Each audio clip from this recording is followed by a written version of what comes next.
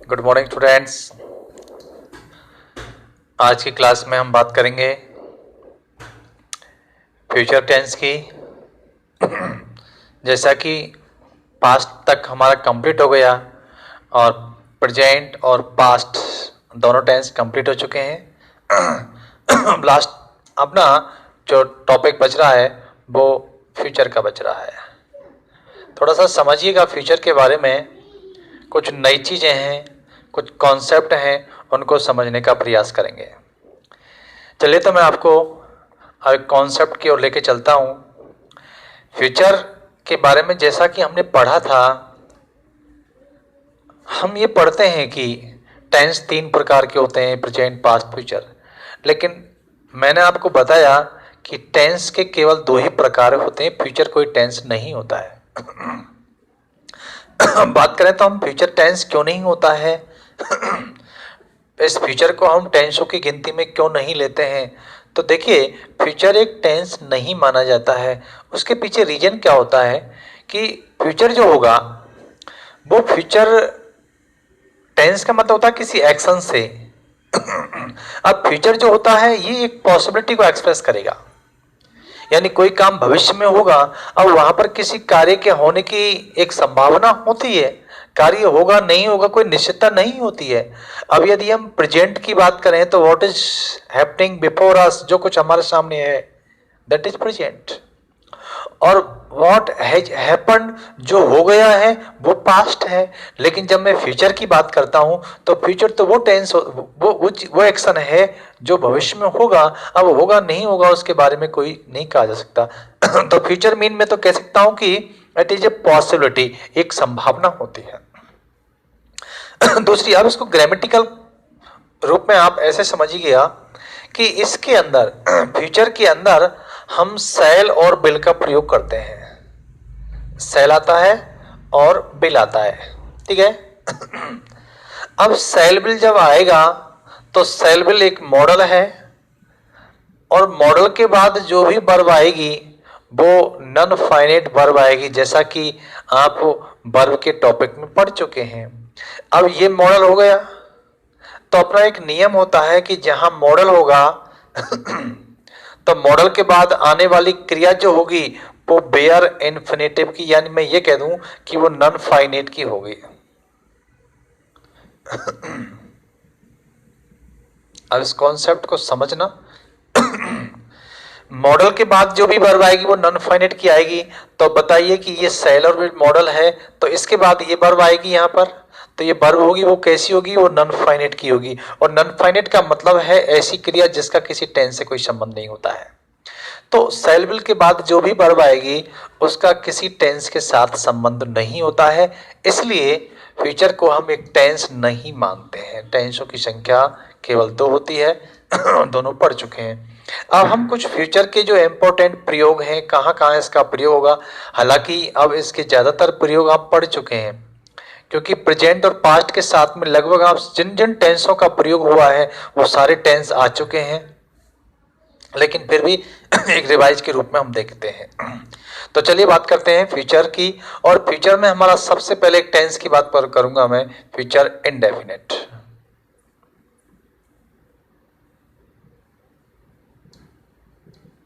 Future indefinite tense. Future indefinite tense mean होगा कि कोई भी काम फ्यूचर में होगा, बिल्कुल है ना। ये दिखाएगा कि कोई काम भविष्य में होगा। It express the possibility of future, ये भविष्य की संभावना को एक्सप्रेस करेगा। हम कहें कि जो संभावना को बताने वाले जो काम होंगे तो हिंदी वाक्यों में आगे की कुछ ऐसे शब्द आ जाते हैं, लेकिन मैं उन चीजों पर कोई नहीं जाऊंगा। तो यहां पर यदि हम क्रिया के एक्शन की बात करते हैं, क्रिया की स्थिति क्या होगी, तो क्रिया भविष्य में होगी, ऐसी एक पॉसिबिलिटी एक्सप्रेस की जाती है। तो इसकी पहचान करो। अब सीधे मैं इसके वर्ब की बात करता हूं कि इसमें वर्ब कौन सी आएगी, वर्ब का क्या फॉर्म रहेगा। तो देखिए फ्यूचर को बनाने के लिए थोड़ा सा और हम इसके डेप्थ में जाते हैं। थोड़ा आपको एक और नया कॉन्सेप्ट बता देता हूं। अब चूंकि इस फ्यूचर की जब बात की जाती है, ठीक है, केवल मैं फ्यूचर की बात कर रहा हूं, अभी इंडेफिनिट की बात बाद में करूंगा, केवल मैं फ्यूचर की बात कर रहा हूं। फ्यूचर जो होता है वो दो प्रकार का होगा। फ्यूचर को हम दो प्रकार से पढ़ते हैं। एक तो हम पढ़ते हैं कॉमन फ्यूचर के रूप में, दूसरा होता है कलर फ्यूचर के रूप में। अब ये तो बिल्कुल नई चीज है कि कॉमन फ्यूचर और कलर फ्यूचर क्या होते हैं। तो देखिए, फ्यूचर वही है, फ्यूचर का मतलब जहां पर आप सेल और बिल का प्रयोग कर रहे हैं, ठीक है, फ्यूचर में आप सेल बिल का प्रयोग करेंगे। अब बात यह है कि जहां पर नियम आप पढ़ते हैं कि आई और बी के साथ में आपने सेल लगाया, ठीक है, और बाकी को छोड़ करके, यानी आई बी को छोड़ करके, यानी शेष जितने भी बचे हुए हैं, ठीक है, अदर्स के साथ, अदर सब्जेक्ट होगा, उनके साथ में आप बिल का प्रयोग कर रहे हैं। यह आपके कॉमन फ्यूचर की एक पहचान हो गई। अब हम देखते हैं कि ये कलर फीचर क्या होता है। तो देखिए, जब हम कलर फीचर पर जाएंगे तो कलर फीचर में क्या होगा, आई और बी के साथ में आप बिल का प्रयोग करते हैं, और आई बी के अलावा जो अदर सब्जेक्ट होगा, यानी अदर्स के साथ में हम सेल का प्रयोग करते हैं। ये कॉमन फीचर और कलर फीचर क्या होते हैं, इनको समझिएगा। तो मैंने पहले कहा कि सेल बिल तो एक मॉडल होता है, और इनसे हम फ्यूचर की संभावना व्यक्त करते हैं। फ्यूचर में क्या होता है, संभावना होती है। तो हमने तो ये पढ़ा था कि आई और बी के साथ में, यानी आई और बी के साथ में हम जनरली सेल का प्रयोग करते हैं। तो वो कहां पर करते हैं, हम बिल्कुल करते हैं, तो वो कॉमन फीचर के अंदर करते हैं। जब कलर फीचर की बात होती है तो कलर फीचर में क्या होता है कि कलर फीचर के अंदर हम आई और बी के साथ में बिल का प्रयोग करते हैं। तो इसको समझिएगा, जब हमने आई और बी के साथ में, जब आई और बी के साथ में सेल का प्रयोग किया है, तो यहां पर एक पॉसिबिलिटी होगी, यानी फ्यूचर होगा। यानी यही आपने यदि आई और बी के साथ में यदि बिल का प्रयोग कर दिया तो ये रॉन्ग नहीं है, ये हो सकता है, लेकिन यहां पर जो भाव होगा वो डिटरमाइन का होगा। अब ऐसे समझिए, मैंने कहा आई सेल टीच टुमारो, आई बिल टीच टुमारो, एक ही बात है, दोनों वाक्य, लेकिन यहां पर मैंने सेल का प्रयोग, यहां पर बिल का प्रयोग किया है। तो यहां तो एक कॉमन फीचर दिख रहा है आपको, मैं कल पढ़ाऊंगा। अब यहां एक संभावना, ये पॉसिबिलिटी है कि पढ़ाऊंगा, हो सकता है कि नहीं भी पढ़ाऊं, केवल एक पॉसिबिलिटी है। लेकिन जब मैंने कहा I will teach you tomorrow, कल आपको अवश्य पढ़ाऊंगा, तो यहां पर ये जो वाक्य दे रहा है वो डिटरमाइन का सेंस दे रहा है। क्लियर बात? तो इस प्रकार से ये फ्यूचर भी जो होता है वो दो प्रकार का होता है, जहां हम कॉमन फीचर और कलर फीचर के रूप में देखते हैं। कॉमन फीचर में आईबी के साथ में सेल और अदर के साथ में बिल होगा, जबकि कलर के साथ में आईबी के साथ में बिल आएगा और अदर के साथ में सेल होगा। ठीक है, उसका उल्टा हो जाता है। ठीक है, तो ये बात थी आपकी कॉमन फीचर और कलर फीचर को लेकर के। अब हम जो फ्यूचर में टेंस जो पढ़ेंगे वो केवल कॉमन की बात करेंगे, कलर फीचर की बात नहीं होगी यहाँ पर, क्योंकि हम टेंस पढ़ रहे हैं। तो मैं आपको कॉमन फीचर जो हम प्रयोग करेंगे, जहाँ पर क्रिया आप भरेंगे, वो केवल कॉमन फीचर की होती है, क्योंकि अब हम पॉसिबिलिटी पढ़ रहे हैं। ये जो कलर का जो भाव होता है, आप जब मॉडल पढ़ते हैं तो वहां पर मॉडल में आप यही चीज पढ़ते हैं। ठीक है, मॉडल के रूप में आप कलर पढ़ते हैं। तो चलिए अब हम बात करते हैं आगे टेंस को। तो फ्यूचर इंडेफिनिट जो टेंस होगा, वहां पर किसी कार्य के होने की संभावना है, काम भविष्य में होगा, इस प्रकार का। अब यदि इसके वर्ब की बात होगी, यानी वर्ब, इस क्रिया का वर्ब कौन सा होगा, तो देखिए सबसे पहले सेल बिल आएगा, और सेल बिल आएगा तो ये तो निश्चित है कि इसके बाद आने वाली क्रिया की फर्स्ट फॉर्म होगी। अब सेल विल आएगा तो क्रिया की फर्स्ट फॉर्म आएगी। तो इस प्रकार से इस टेंस के अंदर हम जो क्रिया यूज करते हैं वो सेल और will plus ING form use करते हैं।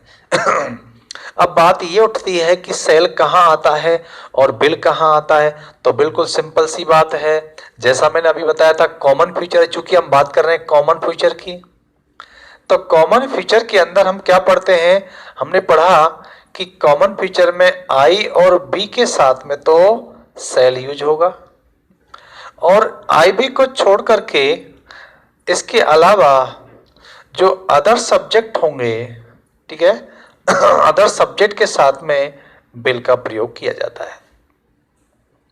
तो ये तो थी इसके बात। तो ये एक सामान्य जानकारी थी फ्यूचर इंडेफिनिट टेंस को लेकर के। अब हम बात करते हैं इसके प्रयोग की, जो सबसे महत्वपूर्ण चीज है, जहां से प्रश्न पूछे जाएंगे कि इस टेंस का प्रयोग कहाँ होता है, इसकी सीक्वेंस किन किन टेंसों के साथ में होती है। तो अब हम आते हैं इसकी सीक्वेंस के साथ, इसके प्रयोग के साथ, इसका प्रयोग कहाँ होता है। तो सबसे पहला हम प्रयोग इसकी बात करते हैं। इसके सबसे पहले हम एडवर्ब की बात कर लेते हैं। कि कुछ ऐसे एडवर्ब्स होते हैं जिन एडवर्बों के साथ में फ्यूचर इंडेफिनिट टेंस का प्रयोग किया जाता है। अब जैसे मैंने कहा कौन कौन से होंगे, तो शब्द होगा टुमारो, शब्द होगा नेक्स्ट। अब देखो नेक्स्ट डे हो सकता है, नेक्स्ट वीक हो सकता है, नेक्स्ट मंथ हो सकता है, नेक्स्ट आएगा ईयर हो सकता है, यानी नेक्स्ट के साथ में। इसके बाद में होगा फॉलोइंग, फॉलोइंग के साथ में या हम डे की बात करें या वीक की बात करें, जो भी हो सकता है, मंथ हो सकता है, कुछ भी हो सकता है। द कमिंग,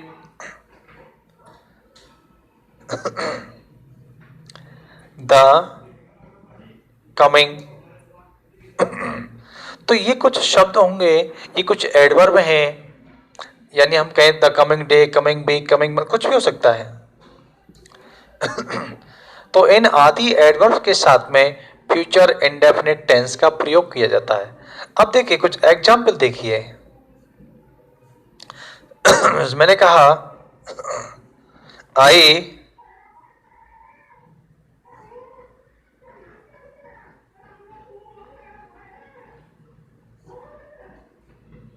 यहां पर योर क्लास टुमारो, ठीक है, और यहां क्रिया दे रखी है टेक। तो बिल्कुल सिंपल बात है कि जब टुमारो दिया गया है तो टुमारो के साथ में टुमारो के साथ में यहां पर जो वर्ब आएगी आप भर सकते हैं। यहाँ आई दिया गया है, चूंकि फ्यूचर आएगा, फ्यूचर इंडेफिनिट आएगा, तो आई दिया गया है, आई के साथ में आप लगाएंगे सेल और क्रिया की फर्स्ट फॉर्म यानी सेल टेक। और उदाहरण एग्जाम्पल देखेंगे, जैसे दे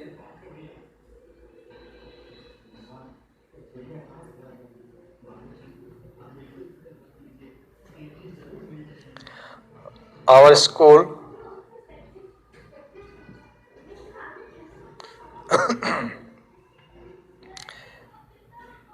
a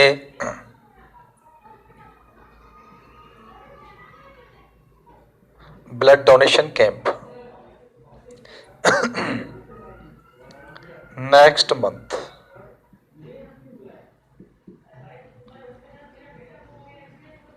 ऑर्गेनाइज। अब आप देख सकते हैं कि नेक्स्ट मंथ आ रहा है, और नेक्स्ट मंथ जो है वो फ्यूचर इंडेफिनिट की ओर इंडिकेट कर रहा है।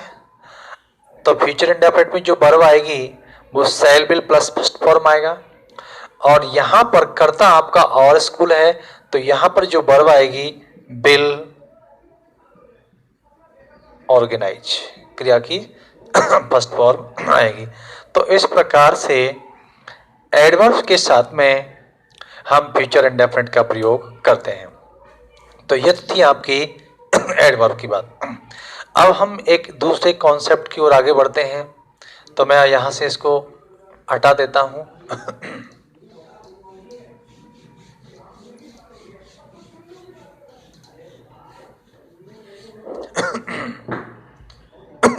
अब देखिए सेकंड बिंदु, बात चल रही है फ्यूचर को लेकर के, फ्यूचर इंडेफिनिट।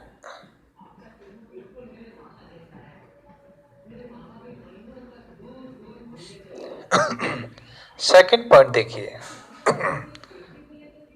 Open condition. देखिए ओपन कंडीशन में हम पढ़ चुके हैं।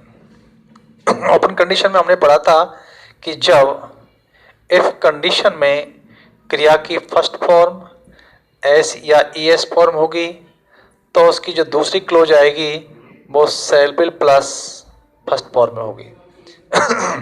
देखो यहाँ ये कंडीशन आप, यानी अधिकतर कंडीशन हम पढ़ चुके हैं। अब इस टेंस में कुछ ज़्यादा पढ़ने के लिए नहीं बचा है, हालांकि इसका ज़्यादातर पार्ट आपने पढ़ लिया है। कंडीशन क्या बन रही है? कंडीशन ये बनी हुई है कि इफ के साथ में, यहाँ पर देखिए इफ के साथ में क्या दिया गया है, इफ के साथ में हम देख रहे हैं तो यहाँ प्रेजेंट इंडेफिनिट टेंस है। तो मैंने आपको समझाया था कि दो क्लोज होंगी, एक कंडीशनल क्लोज, एक रिजल्ट क्लोज। और जब जिधर इफ आता है वो आपकी कंडीशनल क्लोज होती है और दूसरी तरफ रिजल्ट क्लोज होती है। तो ये फिक्स था कि जब कंडीशनल क्लोज के अंदर प्रेजेंट इंडेफिनिट दिया गया है तो रिजल्ट क्लोज के अंदर shall will plus first form आएगा। उदाहरण देखिए, जैसे आपने पढ़ा था, if he runs fast, he the race, और यहां पर क्रिया होगी आपकी बिन। तो आप देख रहे हैं कि इधर वाला जो है कंडीशनल क्लोज है और कंडीशनल क्लोज के अंदर दिया हुआ है टेंस प्रेजेंट इंडेफिनिट। जब यहाँ प्रेजेंट इंडेफिनिट टेंस दिया गया है तो ये निश्चित है कि उसका जो रिजल्ट क्लोज होगा वो रिजल्ट क्लोज के अंदर फ्यूचर इंडेफिनिट आएगा। तो जब फ्यूचर इंडेफिनिट आएगा तो भरना क्या होगा, तो यहाँ पर ही दिया गया है तो बिल आएगा और क्रिया की फर्स्ट फॉर्म भरनी होगी, सेल या बिल बिन आ जाएगा। तो क्लियर है। और देखिए, इफ यू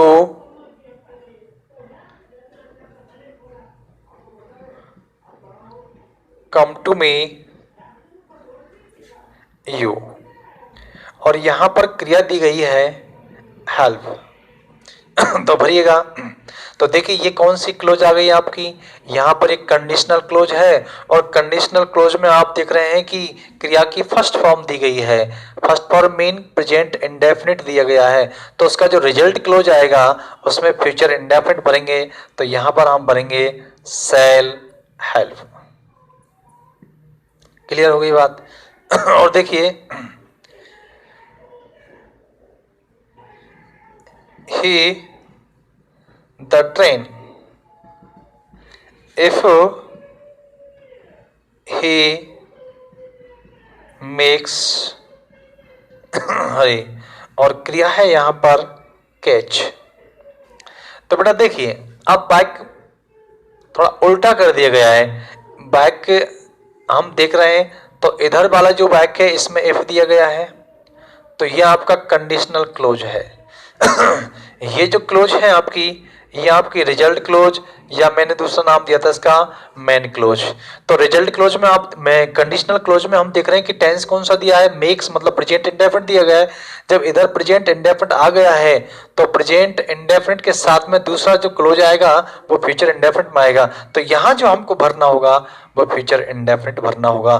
तो यहाँ पर वर्ब क्या आएगी, यहाँ वर्ब आएगी, यानी ही के साथ में आ जाएगा बिल, और बिल के साथ में क्रिया की फर्स्ट फॉर्म। तो बिंदु समझ में आ गया होगा। ये बात आप पिछली क्लास में भी पढ़ चुके हैं, इसलिए अब मैं ज़्यादा इस पर टाइम वेस्ट नहीं करूँगा। अब आगे हम चलते हैं अपने अगले पॉइंट की ओर। हालांकि सारे पॉइंट आप इसके पढ़ चुके हैं, लेकिन फिर भी मैं इसका जो अगला पॉइंट है उसको मैं डिस्कस करूँगा। आप इसको नोट कर लीजिएगा या स्क्रीनशॉट ले सकते हैं आप। चलिए आगे। तो अब हम अगले बिंदु की ओर बढ़ते हैं। अगला आपका एक बहुत महत्वपूर्ण सा बिंदु है और बिंदु यह है कि टाइम एडवर्ब की बात करूंगा मैं। अब आपका तीसरे पॉइंट की ओर ले चलता हूं मैं, time adverb.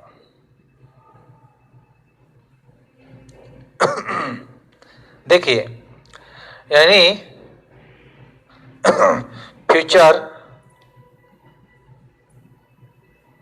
Never uses after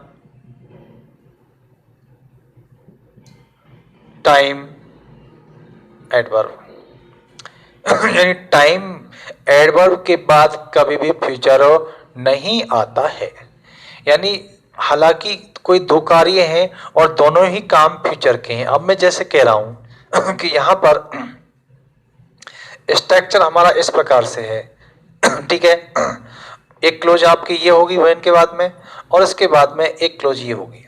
दो क्लोज बन रही हैं, यानी व्हेन से जोड़ने वाली एक क्लोज, तो व्हेन से जुड़ने वाली क्लोज होगी, वहां पर क्रिया की फर्स्ट फॉर्म या एस या यस फॉर्म होगी, और उसके बाद दूसरी क्लोज जो होगी उसमें सेल और बिल प्लस फर्स्ट फॉर्म आएगा। अब केवल व्हेन से ही मतलब नहीं है, यहां कोई टाइम एडवर्ब आ जाए, ठीक है। यानी टाइम एडवर्ब हो और टाइम एडवर्ब के साथ में क्रिया की फर्स्ट फॉर्म या एस या यस फॉर्म आ जाए, ठीक है। तो उसके बाद जो क्लोज आएगा वो क्लोज होगा आपका shall will plus first form होगा। कुछ एग्जाम्पल समझिए, जैसे when you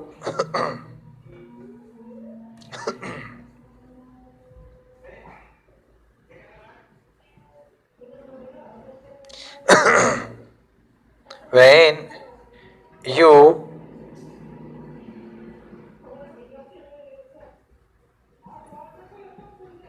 to me I shall help you। अब आप इसको ये समझ लीजिएगा कि हमारा सेंटेंस, जब आप मेरे पास आओगे तो मैं आपकी मदद करूंगा। यदि मैं इस सेंटेंस के वर्ब की बात करता हूं तो ये दोनों ही एक्शन फ्यूचर के हैं कि जब तुम मेरे पास आओगे, आए नहीं आओगे, तो यहां ये आना जो वर्ब है ये भी फ्यूचर की है, मैं आपकी मदद करूंगा ये भी फ्यूचर का है, यानी दोनों ही एक्शन फ्यूचर के हो रहे हैं।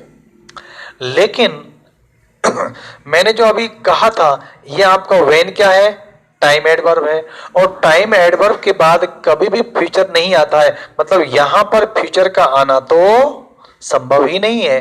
तो जब व्हेन के बाद में प्रेजेंट इंडेफिनिट आएगा, भाई फ्यूचर नहीं आएगा, तो फ्यूचर की जगह पर कौन सा टेंस आता है, तो प्रेजेंट इंडेफिनिट आता है। तो मैंने ये लिखा कि व्हेन से मतलब कोई टाइम एडवर्ब, और टाइम एडवर्ब के बाद में प्रेजेंट इंडेफिनिट आ जाता है, तो प्रेजेंट इंडेफिनिट दिया गया है, तो इसके बाद जो दूसरी क्लोज आएगी उस क्लोज में फ्यूचर इंडेफिनिट टेंस भरना होगा। और देखिए, अनलेस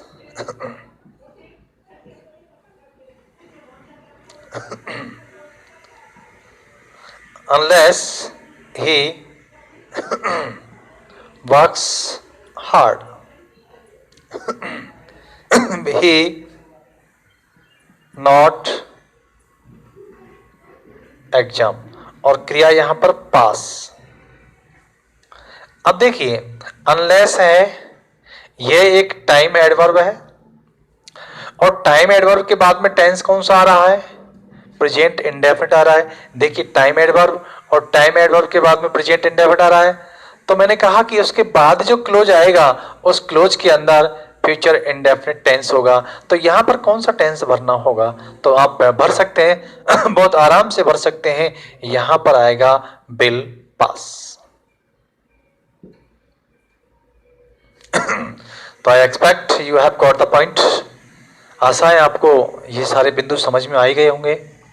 तो इस प्रकार से हम फ्यूचर इंडेफिनिट का, जो फ्यूचर इंडेफिनिट जो टेंस होता है, इस फ्यूचर इंडेफिनिट का प्रयोग किया जाता है, ठीक है। तो फ्यूचर इंडेफिनिट आपको समझ में आ गया, ये इसके छोटे से प्रयोग थे। और ज़्यादातर प्रयोग आपने इसके पढ़ लिए हैं। इसके बाद में जो अगला एक टेंस आता है फ्यूचर कंटिन्यूअस। और फ्यूचर कंटिन्यूअस जो है वो कोई खास ज़्यादा महत्वपूर्ण टेंस नहीं होता है।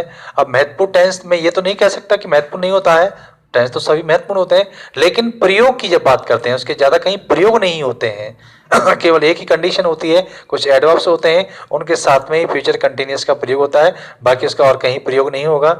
इसके बाद आपके जो दो टेंस और आएंगे, फ्यूचर परफेक्ट और फ्यूचर परफेक्ट कंटिन्यूअस, जिनके का प्रयोग होता है, जो इम्पोर्टेंट भी है, जो एग्जाम में भी पूछे जाते हैं, पर हम उनकी डिस्कस करेंगे। तो आज की क्लास में हम केवल फ्यूचर इंडेफिनिट की बात की हमने, और अगली क्लास में जो हम बात करेंगे अगली टेंस की बात करेंगे। तब तक के लिए नमस्कार।